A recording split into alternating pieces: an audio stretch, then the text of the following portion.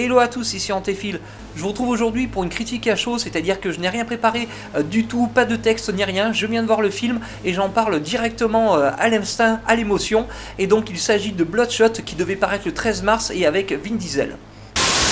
Bloodshot est l'adaptation du comic book du même nom paru en 1992 chez Valiant Edition. Un ancien militaire assassiné ainsi que sa femme une fois revenu de mission est doté de super pouvoirs de régénération. Alors pourquoi je dis qu'il devait paraître le 13 mars? Parce que le film, à cause du coronavirus, comme beaucoup de films cinéma, a directement été relégué à la vidéo et au téléchargement digital. Et pour entrer dans le vif du sujet, ça ne changera rien au film car il s'agit plus d'un film DTV qu'un film purement cinéma. Et malheureusement, Vin Diesel avait mis beaucoup d'espoir dans ce Bloodshot, parce qu'à côté de la saga Fast and Furious, dont Fast and Furious 9 s'est vu relégué à l'année prochaine lui aussi à cause du coronavirus, n'a pas du tout de grande franchise. Il espérait que Bloodshot fasse une nouvelle franchise, et justement j'ai l'impression que le film, même dès sa finalisation, a un truc à clocher, parce que Bloodshot est produit par les producteurs de Fast and Furious, parce que tous leurs films sont distribués par Universal, et ce Bloodshot est distribué par Sony. Déjà le budget n'a pas dû être énorme, et face à Hobbs & Shaw avec The Rock et Jason Statham, ça doit être 10% du budget. Et quand Universal a dû voir qu'il s'agissait d'un rendu DVD, a dû dire nous on veut le distribuer directement en vidéo, et je pense que les producteurs ont refusé et sont allés voir Sony pour avoir une distribution en salle. Il y a un manque de budget qui se ressent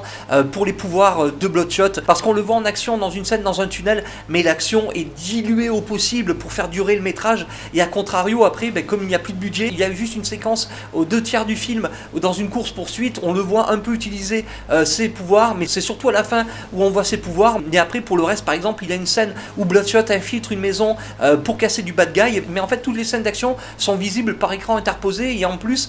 par des écrans à infrarouge, parce qu'on le voit donner des mandales, se prendre des mandales, on le voit recevoir des tirs de balles, mais tout ça en infrarouge. Donc du coup pour le budget effectivement ça fait de l'économie, mais on se sent floué parce qu'on pensait voir un film de super-héros justement après Hobbs & Shaw avec beaucoup d'effets spéciaux, beaucoup de bastons. C'est vraiment très léger et très dilué. Il y a bien sûr le climax à la fin mais il dure 10 minutes, et c'est là aussi qu'on sent que le film a 15 ans de retard. Déjà dans la réalisation, dans les accélérations, dans les ralentis, dans les effets spéciaux, et dans une scène qui renvoie directement à Matrix avec une reconstruction de la réalité. Ça doit venir du comic book, parce que le comic book a quelques années, mais là aussi je pense que l'histoire est diluée sur plusieurs tomes dans le comic book, et là le film ne fait qu'1h49, donc c'est assez concentré, c'est assez basique, assez linéaire, donc j'ai été déçu de ce point là, parce qu'on sent vraiment que le film a 15 ans de retard dans sa réalisation et son scénario.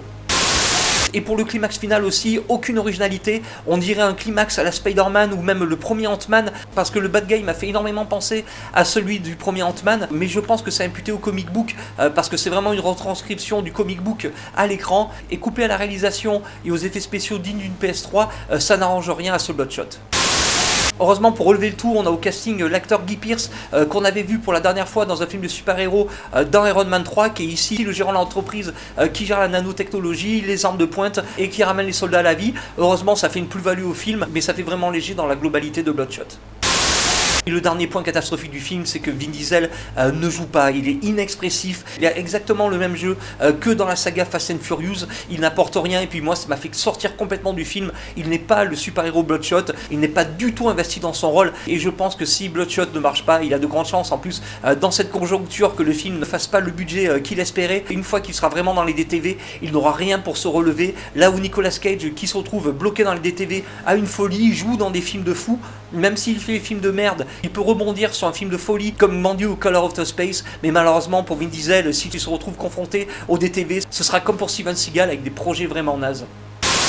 Alors pour la note finale, je vais donner 2,5 sur 5, je ne peux pas donner plus, je ne vous recommande pas le visionnage, seulement pour les fans du comic book original qui veulent voir ce que ça donne Bloodshot en format vidéo, j'allais dire cinéma mais pas du tout, vraiment en format vidéo, et pour le reste c'est des films bien meilleurs à voir par ces temps de confinement. Alors merci d'avoir suivi cette critique à chaud, et comme d'habitude n'hésitez pas à partager, liker, commenter, à vous abonner, et moi aussi comme d'habitude je vous retrouve très rapidement. Tchuss!